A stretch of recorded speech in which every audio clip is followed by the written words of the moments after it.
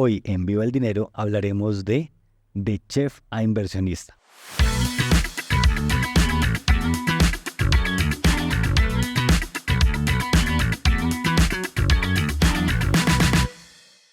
Estamos con un invitado muy especial que es Alejandro Correa. Alejandro también un importante participante en el mundo de Investopi y una persona que llegó al mundo de las inversiones como casi por casualidad.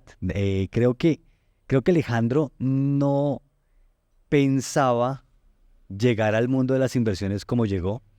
Y bueno, vamos a darle la bienvenida y vamos a hablar de él y de su caso y su caso cómo se convirtió en inversionista. Sucede que el miedo a la quiebra es uno de los más importantes issues, digamos, para un empresario. Y un empresario en promedio tiene alrededor de 2 quiebras en su vida, en más o menos 60 años. Alejandro aceleró bastante eso y cuéntanos, ¿cuántas quiebras has tenido tú en tu vida en el mundo, digamos, tradicional? Hola Marcelo, y bueno, muchas gracias por la introducción. En los 14 años que yo llevo siendo empresario, comencé muy joven. Antes de mis 30 años tuve 2 quiebras importantes. Creo que me comí lo que todo el mundo hace en los 60 años, de 40 años de empresario. Yo lo hice muy rápido, antes de los 30 ya me había quebrado 2 veces. Y llevo más o menos 14 años. Sí.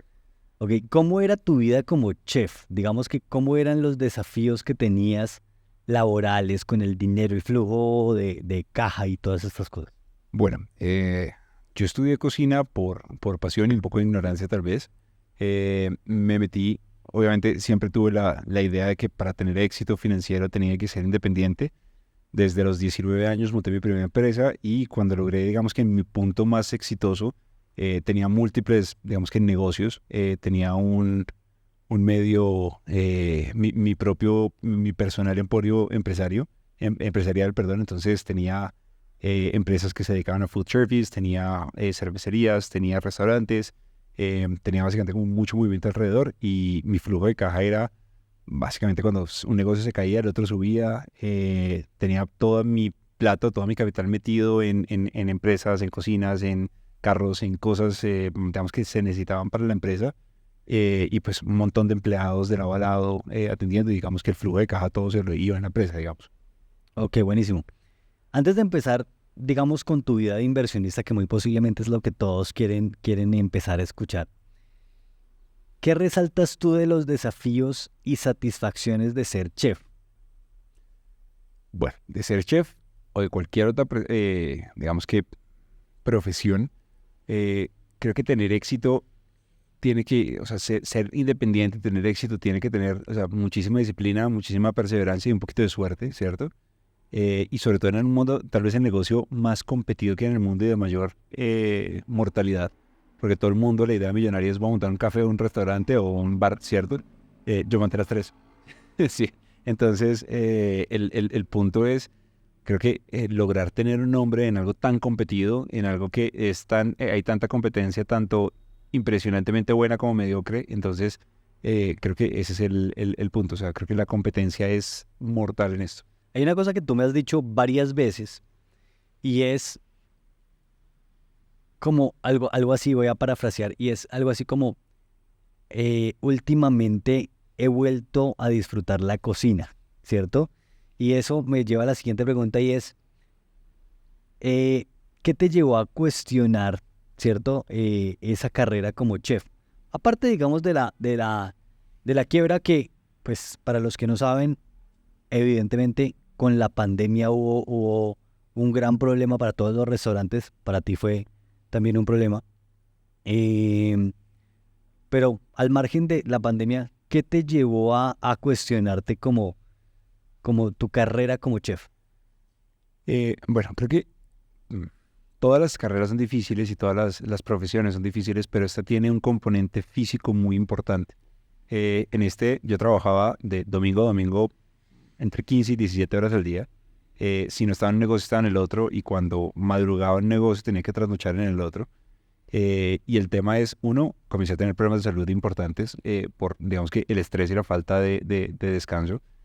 Y el tema es que cuando tú estás cocinando todo el tiempo y tienes 300, 500, 600 comensales, la cocina deja de ser algo pasional como fue mi idea inicial de estudiar eso, y que se vuelve en algo que es un negocio, tremendamente demandante, y una cocina para las personas que están muy alejadas del tema, pero para las personas que sepan, esto es como el ejército o peor, ¿cierto? Entonces es a gritos, a quemones, a físico, a fogones, a un esfuerzo físico demasiado importante que obviamente tiene un límite. A mí me parece chistoso porque, claro, uno siempre quiere como tener un negocio físico, ¿cierto? Y yo muchas veces le digo a Alejandro, enfrente hay un local vacío, que es como una cúpula de cristal, y le digo, pongamos un negocio de empanadas. Estamos aquí, es fácil revisar, mirar desde la terraza el negocio, y Alejandro casi que se coge el pelo y se lo arranca. Y cuéntamenos un poquito por qué ahora le tienes tanta aversión a eso. Uno, por comodidad, o sea, me tomó muchos años reconciliarme con la cocina, ¿cierto? Y un poco de, de amor a mi señora, y de cocinarle a mis amigos, y de cocinar en estos eventos como tranquilos, sociales en la casa. Y dos, porque después yo me pongo a pensar, y creo que hemos hecho mucho las cuentas en Trading en Pijama y en los diferentes programas de Investopi. No tiene sentido, o sea, ¿por qué la gente haría eso, cierto? O sea, porque la gente, lo que cuesta poner un restaurante, lo que cuesta poner una cocina, hombre, métalo en la bolsa y aprenda a manejarlo y ya está, ¿cierto? Es un negocio que puedo manejar desde la comunidad de mi cama, o lo puedo hacer desde Cartagena o desde Tailandia o no sé, alguna cosa por el estilo, y no tengo que vivir metido ahí. Entonces, digamos, en este punto de mi vida no tiene sentido volver a hacer una cosa de eso. Bueno, ahora sí pasemos a Alejandro Inversionista. Ya sabemos que fuiste un chef, que tuviste tu trayectoria, fuiste exitoso en tus negocios de cocina, digamos.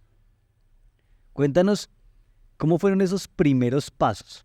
Si puedes, dame 3 pasos que diste para convertirte en inversionista. Obviamente yo conozco tu historia, pero quisiera que lo resumieras en 3 pasos iniciales de cómo te convertiste en inversionista, pues evidentemente para que todos te conozcan esos 3 primeros pasos. Yo tengo perfectamente definidos los 3 pasos, ¿cierto? El primero, yo no sé si ustedes se acuerdan, pero mucho antes de tener algún vínculo con las inversiones como tal, o demás, cuando comencé a estudiar, cuando dije como, yo realmente, o sea, yo tengo algún conocimiento de eso, pero está muy alejado y evidentemente lo vengo haciendo mal porque he perdido plata.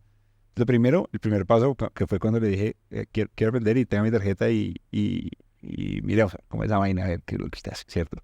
Entonces, ese primer paso a educarme, a comenzar a investigar esto, pero no como una aplicación que bajé, sino como realmente quiero formarme en esto, creo que es el primer paso, porque eso me abrió un mundo a darme cuenta que lo estaba haciendo muy mal. El segundo, abrir mi primera cuenta. O sea, me acuerdo cuando, y esto tengo que decirlo obviamente que fue por presión de Marcelo y Juliana, que abrí mi primera cuenta en un broker y compré mis primeros $6 en 6 o 10, bueno, algo así, en Apple, ¿cierto? Ese primer paso que usted me dijo como, Felipe, es accionista de Apple, y yo ni siquiera tengo un iPhone, ¿cierto? Entonces, ese fue el punto importante. Y ya el tercer paso, cuando ya metí para mí una cantidad de plata importante, cuando vendí los bienes y cuando dije que esto es lo que tengo, lo voy a poner ahí, porque ya sé, o sea, cuando hay el paso de poner algo que realmente es importante para mí, de poner ese esfuerzo en esto es lo que tengo y voy a ponerlo en el portafolio. ¿Tienes identificado el punto? Digamos que muchos inversionistas, me incluyo, tenemos identificado el punto de eureka. Se llama el punto eureka, que es el punto de aprendo, está chévere, aprendo. Y en un punto, un día por la mañana uno se da cuenta, ya sé, ya me funciona, esto sí funciona. ¿Tienes identificado ese punto? ¿O para ti fue más laxo porque nos conocías a nosotros? ¿Cómo pasó eso? Yo creo que tengo la fortuna de que para mí, digamos que no hubo algo como por fin lo pude hacer solo, llevaba años investigando, sino fue algo como de ya vengo planeando. Y lo que yo más bien tuve en un punto es, con una cuenta relativamente pequeña que tenía, es el punto de, pucha, tuve mi primera rentabilidad, o sea, cuando moneticé, les estoy diciendo, o sea, alcancé a pagar los recibos públicos de mi casa, ¿no? O sea, fue ese nivel de monetización, o sea, fue algo chiquitico, ¿cierto? Entonces fue ese punto para mí, el punto de eureka fue, pucha, ya tengo la plata para pagar los recibos de la casa, ¿cierto? O sea, Ok. eso fue. Ok.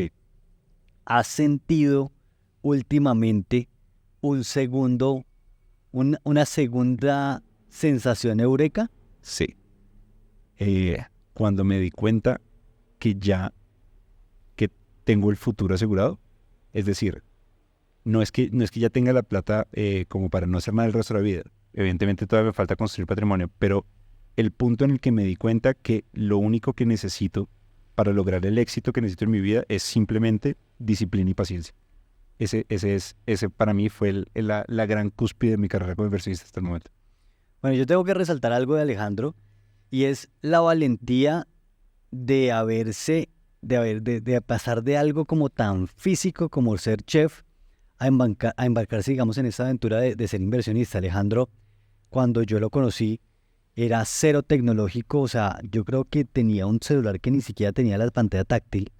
Sí, no sé, creo que no tenía un computador y si lo tenía era para hacer cálculos en el restaurante de los tomates que comprabas o cosas así, ¿cierto?